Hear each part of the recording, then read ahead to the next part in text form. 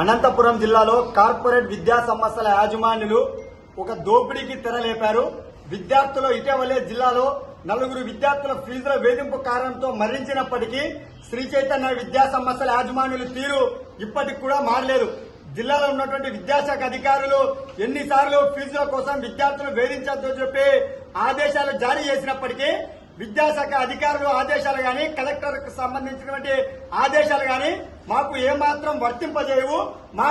మాకు కావాల్సింది కేవలం డబ్బులే అన్నటువంటి పద్ధతుల్లో అనంతపురం నగరంలో ఉన్నటువంటి కోటూరు దగ్గర ఉన్నటువంటి శ్రీ చైతన్య విద్యా సంస్థల యాజమాన్యులు ఇవాళ 8వ తరగతి చదువుకున్నటువంటి విద్యార్థి మరి ఫీజు పెండింగ్ ఉన్నటువంటి కారణంతో ఇవాళ ఒకవేళ ఫీజు పెండింగ్ ఉంటే మరి విద్యార్థుల తల్లిదండ్రులకు చేసి మీరు ఫీజు చెల్లించలేదు, ఫీజు చెల్లించాలని చెప్పి అడగాలని చెప్పి మరి కలెక్టర్ గారు, విద్యాశాఖ మంత్రి గారు, జిల్లా విద్యాశాఖ తెలియజేసినప్పటికీ కానీ శ్రీ చైతన్య విద్యా సంస్థల యాజమాన్యులు విద్యార్థులను గత 2 రోజులుగా 2 గంటల పాటు, గంటకు పైగా 2 గంటల పాటు విద్యార్థుల తరగతి గదులలో పైకి లేపి నిలబెట్టడం జరిగింది. ఈ రోజు విద్యార్థులు అదేలాంటి పద్ధతుల్లో మానసిక స్థితికి లోనై జరగరాని ఏమైనా చేసుకుంటే ఎవరు బాధ్యత వహిస్తారని చెప్పి మేము ప్రశ్నిస్తా ఉన్నాం. ఇవాళ కార్పొరేట్ విద్యా సంస్థల యాజమాన్యులకు వాళ్ళ ఫీజులో దోపిడీయే ధ్యేయంగా వాళ్ళు లక్ష్యంగా పెట్టుకున్నారు. అలాంటి సందర్భంలో ఇలాంటి ఘటనలు జరిగితే విద్యార్థి ప్రాణాలు పోతే వాళ్ళ తల్లిదండ్రులతో మాట్లాడుకుని వాళ్ళకు 5 లక్షలు 10 లక్షలు ఇస్తే సరిపోతుంది అన్నటువంటి పద్ధతుల్లో అనంతపురం జిల్లాలో కార్పొరేట్ విద్యా సంస్థల యాజమాన్యులు వ్యవహరిస్తా ఉన్నారు.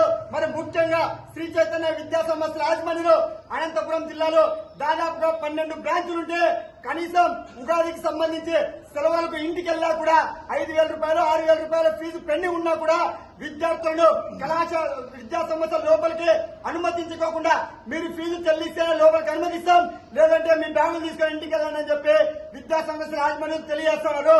మేము ఆల్ ఇండియా స్టూడెంట్ ఫెడరేషన్ ఒకటే డిమాండ్ చేస్తా ఉన్నాం. ఇవాళ మీరు విద్యార్థులు వాళ్ళ ఫీజు వాళ్ళకి సంబంధించినటువంటి సర్టిఫికేట్ కావచ్చు, మార్క్స్ కార్డు కావచ్చు, టీసీ కావచ్చు, ₹10 పెండింగ్ ఉన్నప్పటికీ కూడా మాకు ఆన్లైన్ లో జనరేట్ కాదు, మేము ₹10 కూడా కడితేనే మీకు టీసీ ఇస్తాం, మార్క్స్ కార్డు ఇస్తామని చెప్పినటువంటి కార్పొరేట్ యాజమాన్యులు మరి విద్యార్థులు ఎందుకు వేధిస్తారని చెప్పి మేము ప్రశ్నిస్తున్నాం. జిల్లాలో ఉన్నటువంటి విద్యాశాఖ అధికారులు కూడా స్పందించాలా.